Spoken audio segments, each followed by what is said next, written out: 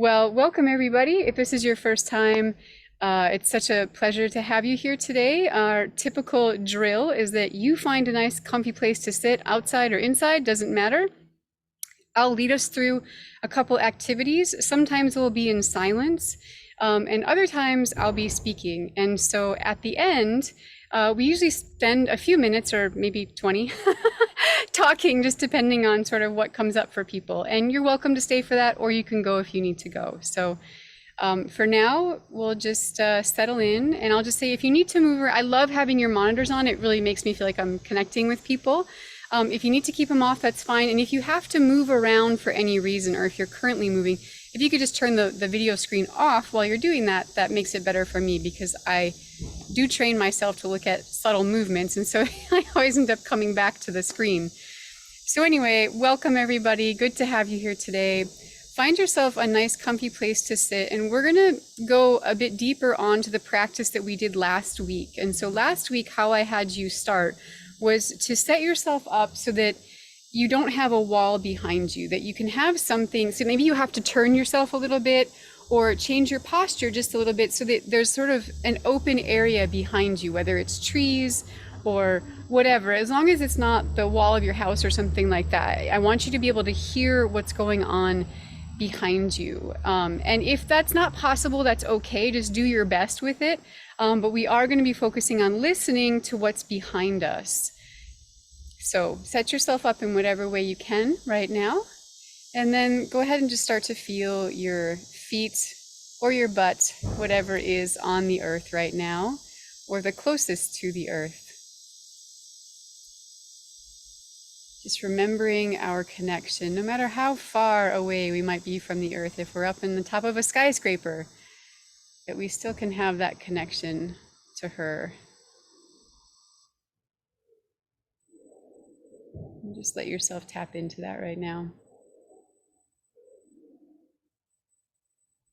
And so all these practices that we do are, the intention is to help you become more skillful as a birder, a bird lover, and someone who's connected with nature. And sometimes it makes total sense why we're doing what we're doing, and other times it's like, what's the connection with birds in this? So I'll let you decide for yourselves what you feel about today's activity. And so now that you've tapped into the connection you have with the earth, once you start to remember and feel into your own body, notice what your breath is doing right now. Is it rapid and quick? Maybe you were rushing to get here. Or is it slow and steady? Maybe you've been sitting for a little while, or you're just naturally calm.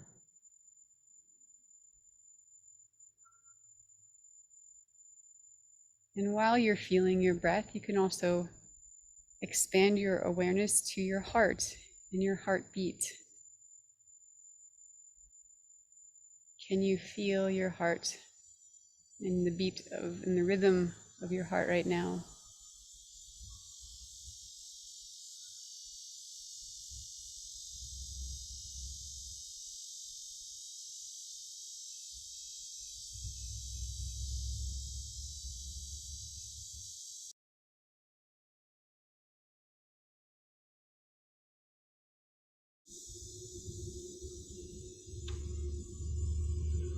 Nice work. So now, with intention, go ahead and take a nice deep breath in, letting it fill your entire body, all the way up to the crown of your head. And when you get to the top, you can just let it all go. Take another deep breath in when you're ready. And this time, when you let it go, you can just let go of whatever busyness might be happening inside your brain. And just tell yourself that for the next 20, 30 minutes, that all you have to do is just be here and allow me to guide you. You don't have to be in charge of anything or making a decision about anything. You can just put a pause on all that for now.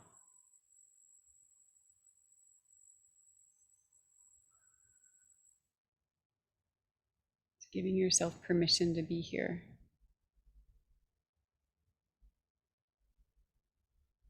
Be present in your natural human body. Noticing what that feels like this morning.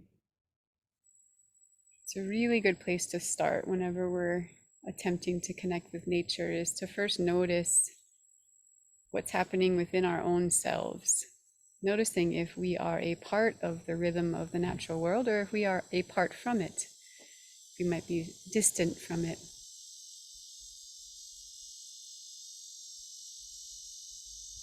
And so now, go ahead and find a point to look at off in the distance. One point as far away as you can possibly see. You don't have to go miles away, but just something where you can still see some detail in whatever it is you're looking at. And just focus on that point.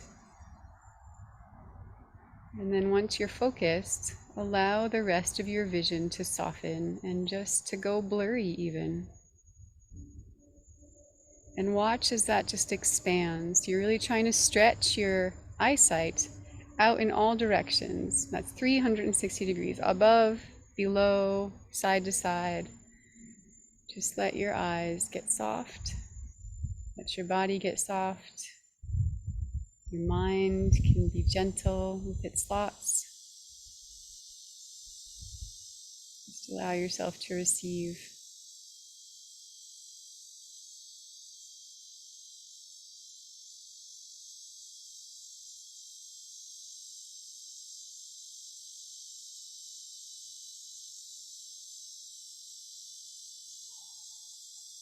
And so, playing off of what we did last week, we're going to start a little differently.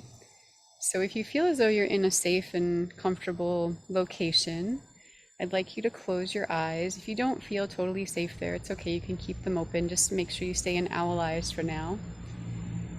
Go ahead and close your eyes if you do. And now what I'd like you to do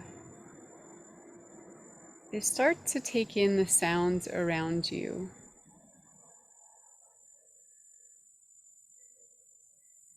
Just noticing, taking almost stock of who is there.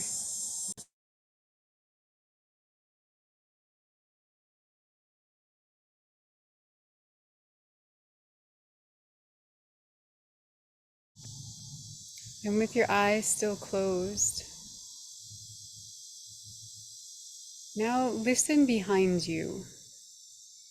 And do your best to find a sound that you can focus on for a little bit that's rhythmic, something that's constant and consistent. So it might take a moment or two to find it. It might be far away. Just give yourself that time right now to listen and to feel the landscape for that rhythmic sound.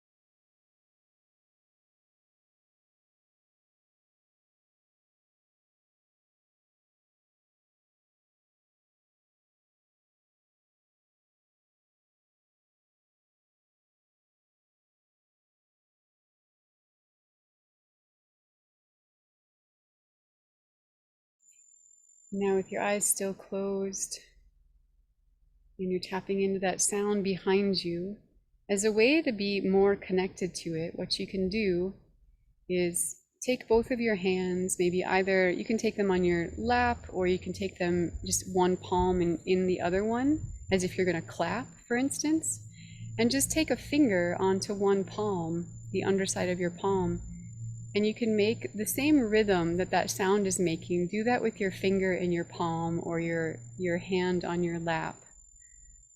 And just see if you can mimic that sound with your finger or your hand on your own body. And just allow yourself to connect with that sound right now.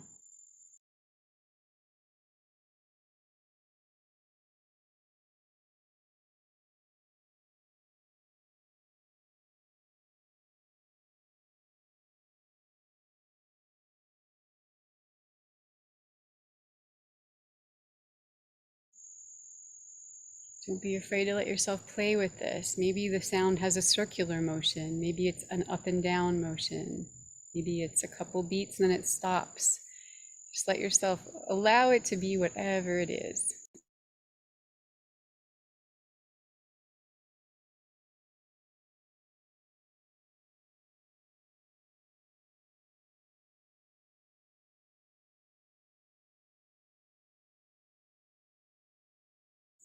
And if for some reason you don't have a rhythmic sound, but maybe a sound that's a bit more consistent, or maybe it comes and it goes, it might be a bird calling that pauses for long times or is quiet for a while, that's okay. Just find the most consistent sound that you can behind you.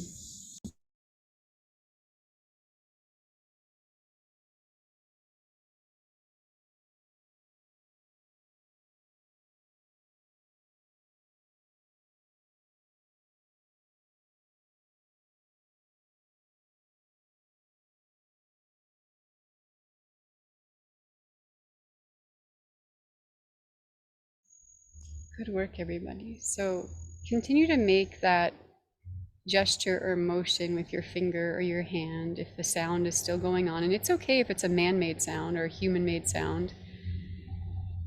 Just continue to tap into that sound. But now what you're going to do is you're going to slowly and gently open your eyes. Allow yourself to come into owl eyes or that softened vision. And find something to look at. Something that strikes and piques your curiosity. Maybe it's a bird. Maybe it's a flower or an insect. Maybe it's the clouds. I want you just to let yourself get absorbed in that, whatever that is that you want to look at right now. But all the while, continue to listen for that sound behind you and make that gesture on your palm.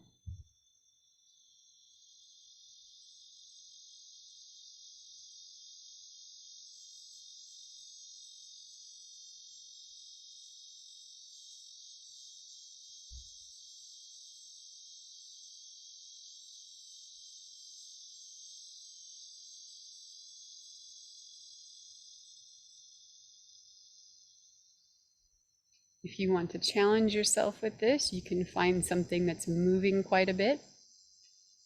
And if you just want to have it be, I guess, a bit more gentle for yourself today, you can find something that's not moving quite much at all.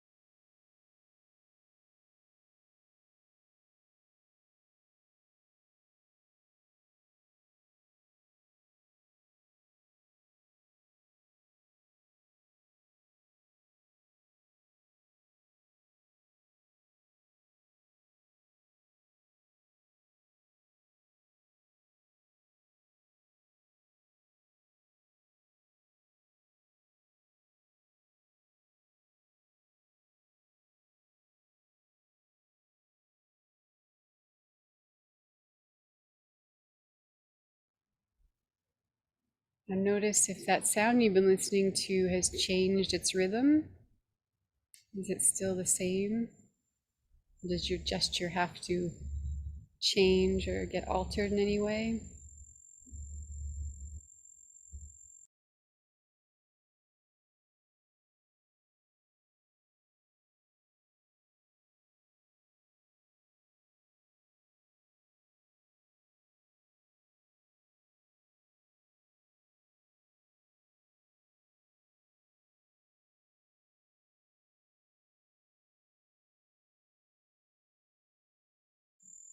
Okay, good work. So, unless you're watching something that's really fascinating, go ahead and close your eyes again.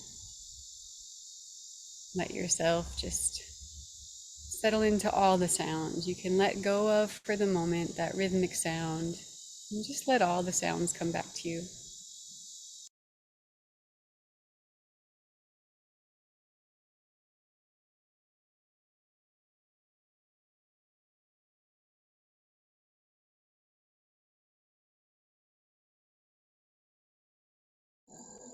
And now, in the same way that we did before, you're going to be listening to the sounds that are behind you. And I'd like you to this time find a sound that just piques your curiosity, something that's interesting or really subtle. Maybe it's a subtle sound, maybe it's the breeze on some leaves or the hum of an insect's wings. And then once you've stayed with that sound for a few moments, find another sound, and then go back and forth between the two. And your eyes are still closed right now.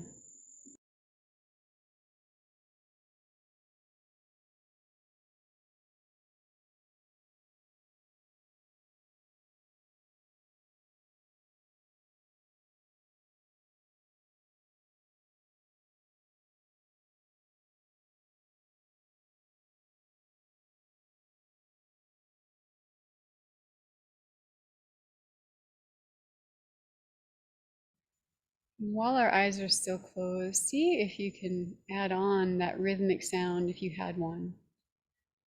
So you're listening to the two new sounds and then calling in that more rhythmic sound.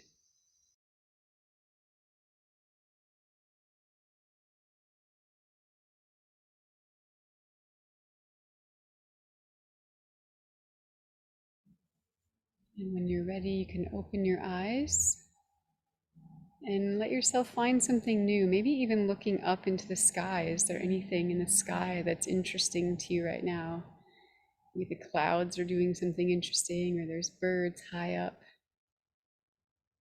Wherever you want to look, though, anything that piques your curiosity, but all the while, you're going to keep your ears tuned to those sounds that you were curious about just a few moments ago.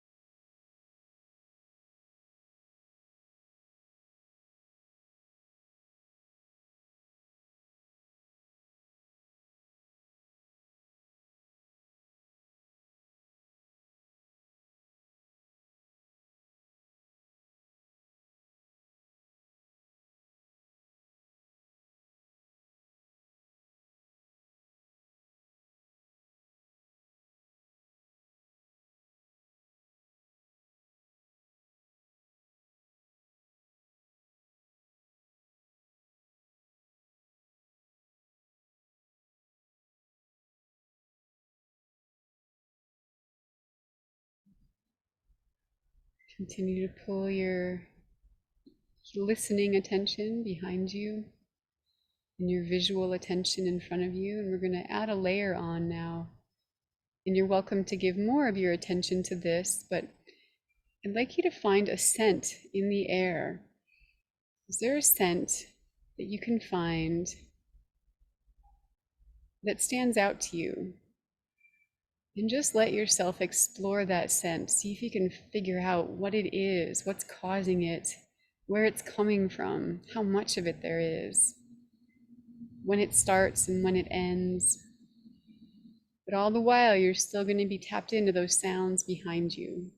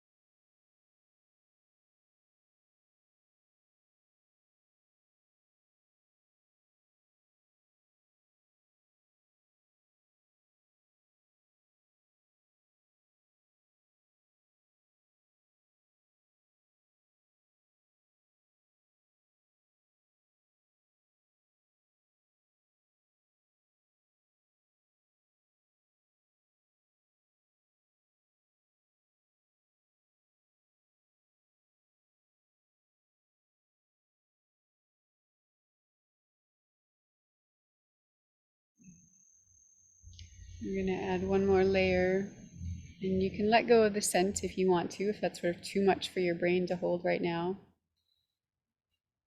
This time, I want you to stretch your ears behind you. See how far you can listen. What's the furthest sound you can hear behind you right now?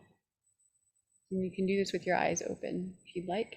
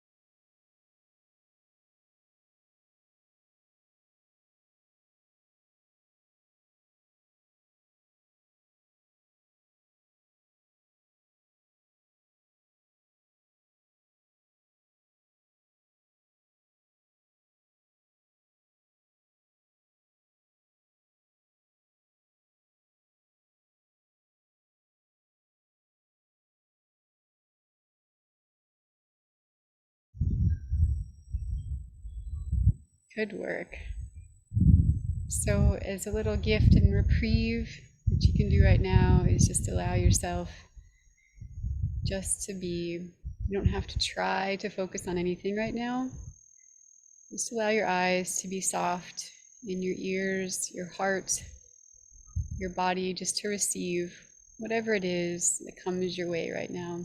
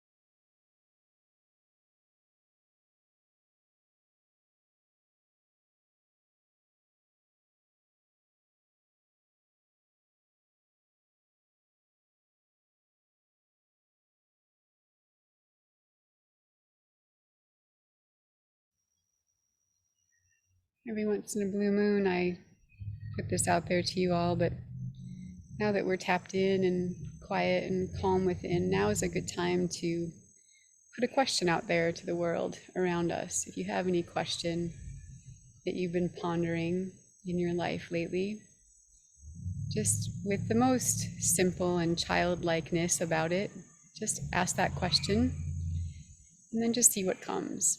Notice if there's anything in nature that shows up, and just be really playful about it. Don't take it too seriously.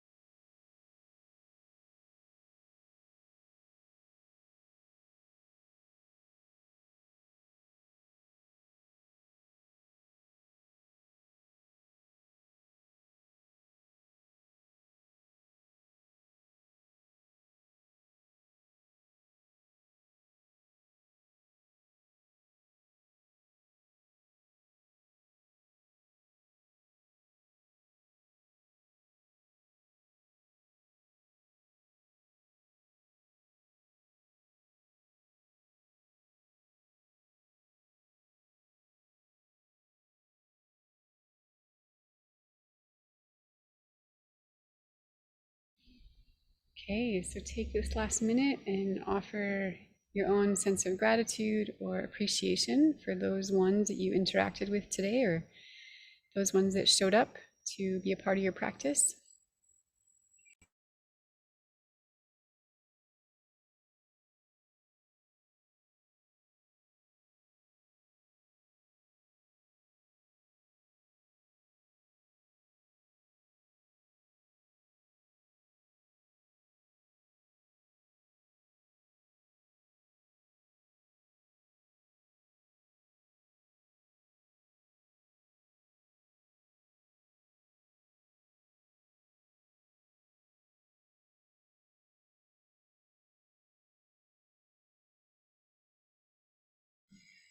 All right. Well, good work, y'all. So if anyone needs to head out, you're welcome to do that now. Otherwise, you're invited to stay and chat with us. So whatever folks like, and I'd love to hear from people what that experience was like for you. You can just go ahead and raise your hand. And what was I going to say? It was a workout. It was a workout of our minds and our bodies, yeah, I'll just say that it can feel like a workout um, at times when you really put your intention and focus into that. So curious what other people experienced.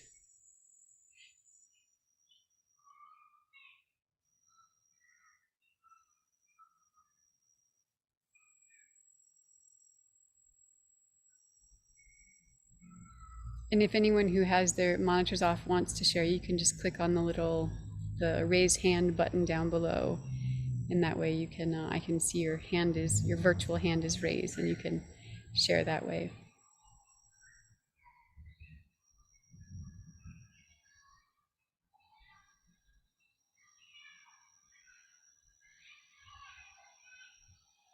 Nobody? It's fine, no one has to. Yeah, Tracy, go for it. Oh, let me mute myself. Good morning, all. Sorry, I had to move my chair around and let my dog in. Now I'm back. It's good to see you all. That was awesome. I never moved my chair to where I've been playing around with it, so that was kind of fun. So I moved it to where I could see where the kestrels are nesting in the palm tree. So that was delightful. And my hummingbird showed up to chit chat. The rhythmic one was challenging at first, but there's like a construction work going on or road work. So it was the engine of that vehicle, and that actually worked strangely really well. And then I had like the birds going on. So yeah, it was more work than I expected coming back after a while, but it was really enjoyable. So thank you. I really, really like that. Yeah, for sure, Tracy. Yeah. You're welcome. Thanks. It's good to see you again. Yeah, Linda, go for it. And then Anne. Oh, Linda, you're muted.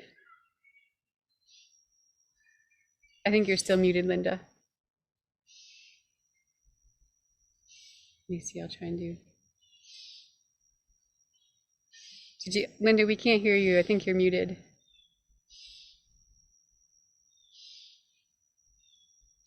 Okay, got it. I'm sorry. Sometimes my phone just doesn't unmute. I don't know what's going on. I'm hitting the little icon. But anyway, I'm here. Good morning, everybody. Maybe I just need more coffee in the morning, right? Or your But phone does. yeah, my phone needs some coffee. But anyway, I love doing that. I love pulling in all the senses, and I have found though when I do it though that one tends to dominate. So if I'm using owl eyes and trying to listen, I have to kind of let go of the owl eyes for a while and then listen, expand my hearing behind me. And then when we brought in the scent, the smell, oh gosh, it smells so good here. Since we finally started getting some rain, it's been so hot and dry with fires and smoke, and now it's beautiful and I can smell the mountains. So I mean, that just completely took over when I keyed into that. It was so nice to smell that. But I was really amazed at with the hearing about how much more was going on that I could hear than I was aware of. I mean, like it sounded like there were dozens of birds in the area, probably not dozens, there were probably a dozen that were, but I had not, when I came out, I thought this morning, oh, it's kind of quiet this morning. And then, but then when I focused on my hearing, I was like, oh, I could hear so many, and most of them behind me. I could hear um, all these little vocalizations, and nobody was singing. It was all calls. And it was, I think because of migration, we start to get a lot of the migrants. Um, but it was really interesting to realize that there were all these birds, and I didn't see that many birds, but I know they were there because of hearing them. So that's for me, that's um, almost just as good. My vision isn't that great. I'm getting new glasses today, so I hope that helps. But I just knowing that they're there because I can hear them was really fun. I really enjoyed that. It just makes me feel like I'm among friends too. So I don't know. Oh, I love that. I love that so much. Yeah, it is. It's really challenging. I think that's why it's a practice. And those of you who were here last week and got to hear what Marisa was saying, who studies martial arts, she was saying that this is a martial art practice where you basically like we are the center, right? And a way to have a 360 sort of vantage point of what's around us. We have to send our hearing because we can't see behind us, but our ears can, in a sense, focus behind us. So the practice is to send your ears behind, your eyes forward and out, and have those all meet with you at the center. And it is in the beginning of learning it, it's that push pull, but at some point, like anything we learn, I think the ideal is to find the center, where it all just sort of comes Okay. together and there isn't the fight anymore. But that's why we're practicing right now, is to like learn and feel that push pull, because and especially our modern eyes and bodies, we're so used to just the front dominant. We're so front dominant. And yeah, for a lot of reasons, it's really good to try to pull ourselves behind a little bit. So thanks for trying that on, Linda. That's awesome. I love that all the, like you're hearing all the birds behind you. Yeah, me too. Thank you very much for sharing that. Yeah. It's really interesting. Yeah, for sure. I think, Anne, I saw your hand up next. You talked about the sounds, and it was almost like you gave me permission because it was a high-pitched trilling. So it wasn't a rhythm, but I was doing a circular motion with my hand. And you're saying, and it might be just like, okay, she just gave me permissions to make circles. Yeah, that's what I'm hearing. That's rad. Yeah, that's actually the same thing that happened for me. I think there's a school near me, and I think it must have been like their large air conditioning unit or something like that. It was just pretty consistent. And I was like, how would I make that sound on my hand? It wasn't a tapping, it wasn't a back and forth. I was like, oh, it's just circular. That's the feeling I have. And who knows, maybe there's a circular maybe I was picking up on something with the circular motion, but that's what I kept doing, is just this circular motion on my hand.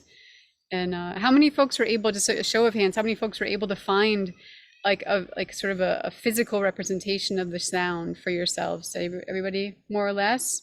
Not so much? Yeah.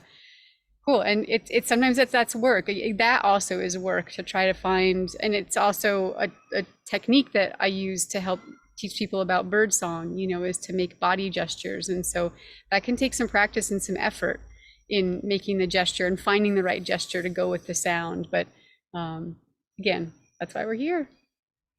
Thanks for sharing that, Anne. Anyone else? Anat, yeah, I was just going to call on you anyway. Hi, good evening, everybody. It's 7 o'clock now, just gone 7 here, so it's getting dark. And I just want to share that I felt a bit like an octopus that really can sense into all direction. I've sent my sort of long arms, and it's amazing because I'm indoors since it's getting dark outside, and yet I could hear birds gathering to sleep, and of course cars and city center noises. But I really felt like this, like an octopus. It was a marvelous sensation, really. So thank you. Yeah, I love that image, the octopus. That's so beautiful. Just to, and like their tentacles are so sensitive, I feel like, and to move through the space around you with that sensitivity, to feel with your eyes and your ears. That's beautiful. Thank you. Thanks, Anat. All right. Anyone else want to share their experience this morning? What that was like? Anyone find an answer to their question? You don't have to share if you don't want to, but anyone have anything come to them? Yeah, me too, actually. I didn't know if I would or not, but it was just a subtle message. But yeah, I had a little response. Yeah, Linda, did you want to share, or you just wanted to say yes? I can share actually, because it was what came to me. I always have a lot of questions, and so I was kind of like trying to just find one question, and basically I got an answer, and the answer was make time to do what we're doing today every day. That was my answer. So that's what I'm going to try and do, even if I've only got 2 minutes or 5 minutes, whatever. That I can to do what we did today, where I just tune into my senses just for a few minutes outside. I can do that no matter what the weather, because I'm lucky enough to have a porch outside my house, so I can get out of the rain or whatever, or the snow as the winter comes. But anyway, I thought that was really cool. That was my answer for all my questions. So It kind of is. It's sort of the answer to life, right? It's Yeah. like whenever we're struggling, what do we do? It's like, oh yeah, go to your sit spot and quiet your mind, and you'll probably have the right answer come. yeah. And if I just do it every day, I don't have to like carve out a certain Yeah. amount of time, because that's what I run into, life happens, and so Oh, I don't have a I half lose an my, hour. I don't have like, yeah. so it's even just 2 to 3 minutes is okay. So, Exactly. Yeah. Nice work. That's actually how I started a yoga practice for myself. At first, I was like, just 5 minutes. If I just get down and stretch for 5 minutes, and now then it turned into 10 minutes because I found like more things I wanted to do. And now it's like almost like a 20-minute practice, but like I really don't want to start my day without it anymore. But it just sort of built itself up over time. But you're right. It's like just start with 2 minutes, mhm. Sometimes that's really Yeah. all you need. Yeah. Yeah. If you think about like during our practice, sort of that it really is just those first couple moments to quiet ourselves, and everything else after that is just sort of like, it's just fun and play and whatever. But the important part is the beginning part where we quiet ourselves and tap in, Mhm. Yeah, Yeah. Yeah. Right on. Thanks for sharing that, Linda. Yeah. you bet. Julia, go for it. Hi. So everything else was happening at this time. Air conditioner repairman, an important phone call comes, so but I my yard is full of hummingbirds. Well, full of them. I know there are at least 4 individuals at present, and they're everywhere, so it feels like they're full of, and so they must be migrating, I'm figuring. And yet they're still territorial. They'll chase sometimes they'll hang to get, a couple will hang together kind of, and then other times it's like chasing them away from the feeder, or chasing them away from that flower or something. I think, why do you want to spend that energy being territorial when you're migrating? So I'm wondering, of course I see them in my yard now. Do they fly high when they migrate? How do they migrate? That's a great question. That's a great question. I would imagine that they would. I mean, even though it looks like little wings, it doesn't take long for them to go far, and to go up. And it's just easier because the way the currents work, and they're away from all the trees and any sort of like having to maneuver around and things. So I don't know for sure, but my sense is that would make the most sense because of, the currents of wind that move. But that's a great question. I would love to like dive into that more. If you want to dive into that more, it's a really that is an interesting thought. Like where, when they're actually on the move, how do they do it? And I've heard that a lot of the long haul ones they do at night and then drop down to feed during the day. Right. Yeah. So Yeah. maybe they're just here resting and feeding, and they'll travel. Exactly. Yeah. The warblers are known to do that as well. They'll fly at night and then come down in the day and just like feed. Mm-hmm, mm-hmm, Yep. mm-hmm. Yeah. A funny thing, well, one of my daughters, when she sees hummingbirds, she thinks it's her grandmother, because she had hummingbird feeders. Oh, And so that's something, when the hummingbird, that's grandma coming. yeah. And I was reading by chance a thing, Chief Seattle Speaks. Yeah. And at the end, one thing that stuck with me with this was that for the white people, when their ancestors die, they're buried and they die and they're gone, and but for the red man, as it was translated, our ancestors stay with us. And I'm looking, and here are these hummingbirds in my yard. I'm thinking, wow. So I have something to reflect on. There are some themes coming through there. And so of course we could also think of that in larger terms, not just our specific ancestors, but if we look and see in nature, you know, this is the history of the earth coming to us at present. They're with us. So Wow. Wow. Yeah. there are also 5 blue jays. They're not so.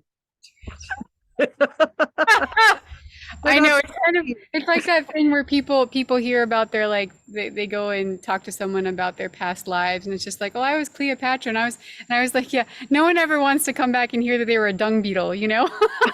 Like, in a past life, I was a dung beetle, you know? And like, you're always like a lion or like Cleopatra or someone like amazing, you know? It's like the Jays kind of fit that for some people. They're just like, oh, it's just a Jay. They don't have anything to tell me, you know? It's not like a hummingbird. It's like, well, You may be hearing them now, you know, but they are pretty birds. Yeah. So yeah, absolutely. Yeah. I was gonna say, Anne, you told a story a couple weeks ago about the Swifts, right? And how they all had left. And I was like, oh, mine are still here. Literally that day, like I looked up and I didn't see them anymore. So I think it was right at the same time when they left your area, they left here too. And I have seen them. There's a West Hartford is not, it's like maybe 45 minutes away, but it's further east. And I think it's always a bit warmer there. And I've seen larger numbers of them there. So they're still in the area.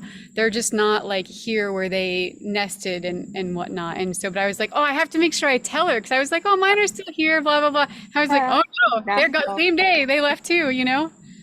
We had 2 last night. My husband said, wait, the chimney swifts, and they just circled around. It's like they were checking to see if anybody was still here.